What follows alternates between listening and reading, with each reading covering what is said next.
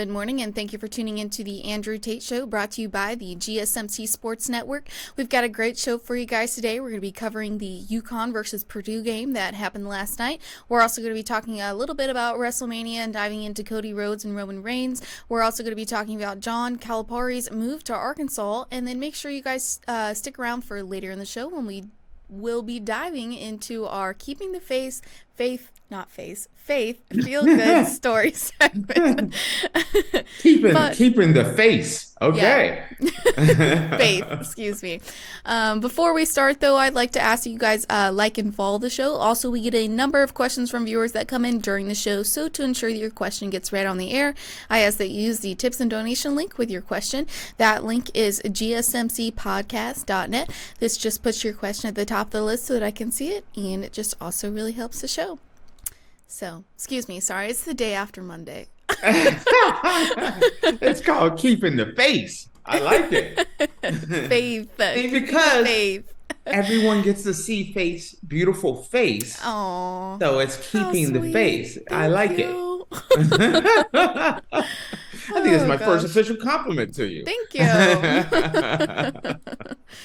All right, so how are you doing today? I'm good. I'm a little sleepy. I went and had some fun yesterday. My boyfriend and I went to a local brewery where I live, and we played trivia, which we're not good at at all.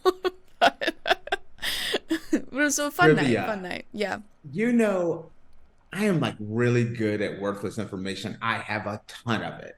Yeah, no, I need you on my trivia team. Oh, no. Oh, you're not good at that? Because I'm not pop culture smart. If you want to talk about from geography to space travel to science to history, math, I got you covered. If you want to talk to me about who Bruno Mars is dating and married to, I don't know that it's either. Over. I don't know. I just made that up. It wasn't like strictly pop culture. Like the first section was like about mammals, and then the second section. I'd be dangerous there. that one I'm dangerous on. I clear that whole category. Yeah. Then there was also like ancient empires. So it wasn't all like pop culture. Okay. So. I'd be able to carry my weight on this one. Yeah. Ancient empires. Mammals, I got you covered. Madonna's fourth husband, nope. I wouldn't know that either. So we're gonna be talking about WrestleMania a little later on today, and there was a lot of celebrities at WrestleMania. Yes, there was, and I didn't know half of them. People are losing their mind, and I'm like, that's Billy, right? No. Billy. I'm not saying Billy Eilish, I'm saying Billy. So no, I did not have pop culture is not my thing. Oh, I love pop culture. See, that's why we would be a good team then, because you're, like you said, science and like zoology, ancient history, all that stuff. I'm your guy. I got you covered in spades. Geography, world travel, politics, covered. Yeah. No. Pop culture, that's my weakness. And then, here's an interesting one with me. I actually took the test for Jeopardy and actually passed it. Yeah, I remember you telling me that. Yeah. And then you didn't go on the show. Right, yes. Nope. I am not. I'm king of worthless information, except for you start bringing out pop culture, singers, things of that nature, and it is like, nope. So I cannot handle that. Well, so yeah, I hear a rumor that you were watching the highlights for the game today. Yes, I did. I watched some of the highlights this morning because I'm sorry, but that game was past Faith's bedtime. This is, Faith seems so cool and hip. I was out, I did trivia, I was doing trivia with my boyfriend. I was I at was this home by like event, that 8:30. event. Faith is in bed she got her fuzzy slippers on by 9 o'clock and she's Mm-hmm. out. I sure do. Yeah, we were home by 8:30 last night, I think. So I didn't stay out late. Faith, you done turned into a grandmother before you've even hit 24 yet. I like my sleep and I have to get up Ooh, early for this show. you do love So your sleep. I have to make sure that I get enough sleep for the show because y'all would not enjoy listening to me if I had 4 hours of sleep. Like I would be a dud. We're the opposite on that one. The less sleep I have, the livelier I get. No, I'm the opposite. Like if I get a full night's sleep that's like 5 to 8 hours, I'm a mess the rest of the day. Yeah. I'm groggy, I'm sluggish. I get an hour or two and I am wired. Like, let's do this. No, not me. Not me at all. Yeah, I'm a weird mutant when it comes to that. So, all right, let's dive into this, Miss Faith. Alrighty, so UConn beats Purdue 75-60. The UConn Huskies are national champions, again defeating the Purdue Boilermakers 75-60. Danny Hurley's squad is the first to go back-to-back since the Florida Gators did so in 2007, and they do so in dominating fashion, outscoring the 6 opponents by an NCAA record 140 points. TBS Ian Eagle closed the game broadcast with the perfect summation of the performance of the Husky utter domination for 2 years. Tristen Newton led the way for the Huskies with 20 points, 7 assists, and 5 rebounds, and was named the most outstanding player of the Final Four. Stephon Castle chipped in 15 for UConn, and Donovan Clingan and Cam Spencer each added 11. Zach Edey was nearly two-thirds of the Purdue's offense, scoring 37 of the Boilermakers' 60 points. Braden Smith scored 12, but nobody else had more than 5 for Purdue, who goes home still seeking their first national championship. This is UConn's 6th national championship. Only UCLA with 11 and Kentucky with 8 have more championships. Only 6 coaches in history of the sport have won more national titles than Danny Hurley. So, man. Okay. Okay, Faith. Yes. This was weird watching this game. First off, congratulations to UConn. They've been the most dominant team for the last 2 years. They were the team that was kind of expected to repeat.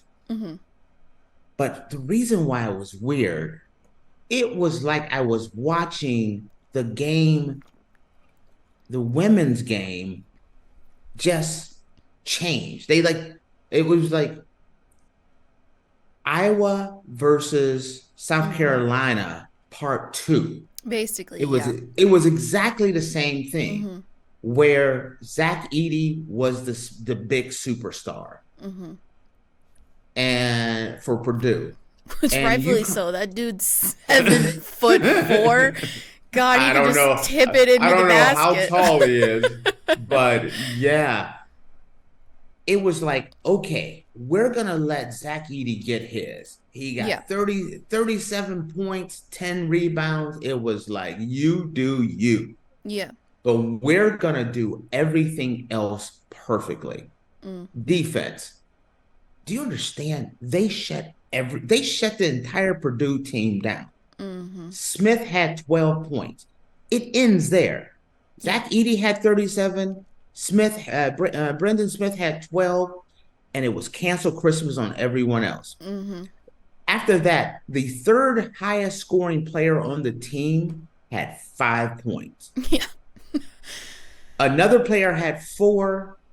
And another player had 2, and everybody else had 0. Nothing. This was one of the best, most prepared teams I've ever seen in an NCAA tournament. It was thorough domination. Mm-hmm. On the defensive side, they shut down the entire Purdue team. They Mm-hmm. were not productive in the least. I mean, in the least. And what they did was just like South Carolina did Iowa. They shut down the 3-point shot.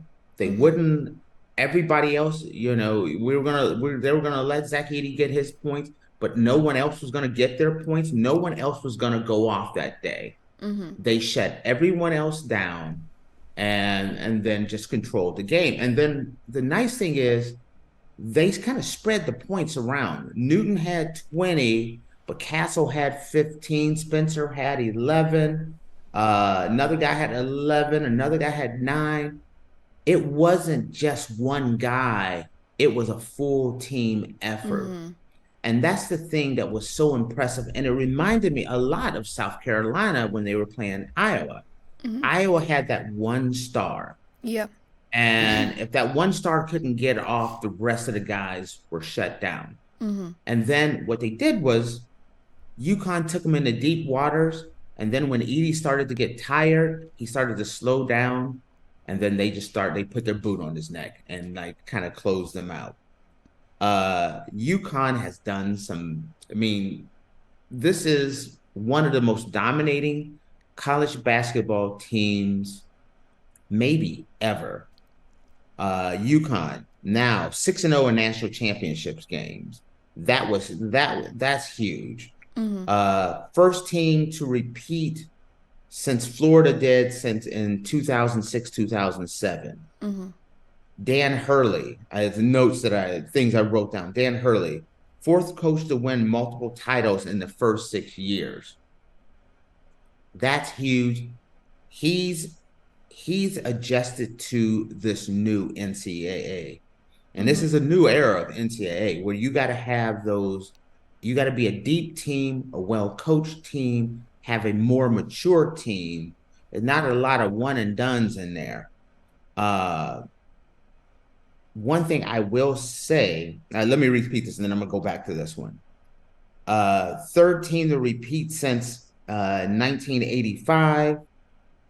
Some amazing, I mean, Dan Hurley, that was his second national championship, but they were on a 37-game winning streak, 48 games streak where if they were leading at halftime, coming out of halftime, they've won 48 straight, and this game was no different. Mm-hmm. No difference whatsoever. The interesting thing is when you look about Dan Hurley, fourth coach to win multiple titles in their first 6 seasons. The reason why this is super interesting is because the Kentucky job is out there. Kentucky, when it comes to basketball, it doesn't get any blue bloodder than Kentucky basketball. With the fact that their position is now open, I highly suggest that UConn write Dan Hurley A big big fat check. and this guy, Check. he got to get this. Matter of fact, when you pick up the phone and you call Dan Hurley and you say you want to have a meeting, it should start out by saying, "Hey Dan, did you see the wire that we wired all that money into your bank account? It's already there. You just got to sign the paperwork." Because you can't even right now with Kentucky out there, you can't even wait to have Dan Hurley come across campus and sign the contract. Mm-hmm. You just start wiring him money. Like when that last shot was shot and at the game, there should have been a text message come across Dan Hurley's phone. You just got deposited $37 million. Just a money gun on the sideline of the court. Just he got a gun just shooting Uzis 100s everywhere. The minute that game was over, because I'm telling you this right now, Kentucky's gonna come calling. Mm-hmm. And Kentucky's gonna come calling because this guy, he is putting together a dominant program, back-to-back national champions, but maybe the most dominant run in history. What if I'm not going to say it's the most dominant run, even though you could, but it's definitely one of the most dominant runs in history. One of the most well-coached teams, destroyed everyone they've ran across. And now you have maybe the job of all jobs out there. I mean, I think the two biggest jobs you can get in basketball, college basketball, is North Carolina, Kentucky. That's 1A. Mm-hmm. That'd be the top two jobs you can get in basketball. And and one of them is available. Mm-hmm. If I'm UConn, I'm not waiting. While he's celebrating, and I'm slipping him more champagne, I'm mixing tequila in there, I'm getting him drunk. I want him to sign that contract while he's feeling good. I'm locking his butt down. Oh gosh. Because the alternative is, you know what I mean, is maybe the greatest job, Camelot, is available. And King Arthur's gone and there's a seat open. I think it's a huge situation. And so I think winning, I mean, not only that, forget about Kentucky, doing what he's done, dominating for the last 2 years, which turned into back-to-back national championships, not even really being threatened, looking at the future and saying, hey, the future is bright for UConn basketball for the next decade. Mm-hmm. He's earned a massive pay raise, not pay cut, pay raise. But then you mix in the fact that it's perfect timing for him because the Kentucky job's open. He's going to get paid like nobody else, I think. Mm-hmm. I think you're going to see a record-breaking contract come his way. Yeah. I don't know. Do you agree with that? I mean, when you look at what he's done, I definitely agree with that. And sometimes it's needs better to start throwing some money, making it rain on him. If not, somebody else is gonna pick up the phone and call him and be like, "Hey, I hear UConn's only offering you this amount of money, but we can offer you more." Right, and but it's not only that; it's Kentucky. Mm-hmm. Kentucky is available. That's kind of like when Saban stepped down from Alabama. Mm-hmm. Everyone in the SEC had to get a little nervous because, you know what I mean? If Alabama comes calling, unless you're at very few jobs in college football, it's like, oh crap, Alabama's calling. They're going to take our guy. Yeah. Well, this is we were sweating Alabama. A little bit over here in Georgia when that was going on. Because think about it. No matter how secure you feel, it's like in Georgia, back-to-back championships, had a great season last year, even though it didn't make the playoffs. And then Alabama job come available, and it's like, uh-oh, everybody starts puckering up a little bit, getting a little nervous there because it's too good of a job to say no to. Anyone's going to sit down and listen to Alabama. Anyone is going to sit down, no matter how great you are, you're going to have a seat with Kentucky to talk about basketball. Mm-hmm. And that's the thing. And it's perfect timing. Dominate, win championship, win back-to-back championships, and that's open. That's the stuff that makes blockbuster contracts. Timing. And he has it right now. He has it in spades. Yeah. So. Alrighty, guys. Well, with that, we are going to take our first break, and when we come back, we're going to talk about, we're going to touch on WrestleMania and also discuss Cody Rhodes and Roman Reigns. So make sure you guys stick around, and we will be back in a minute.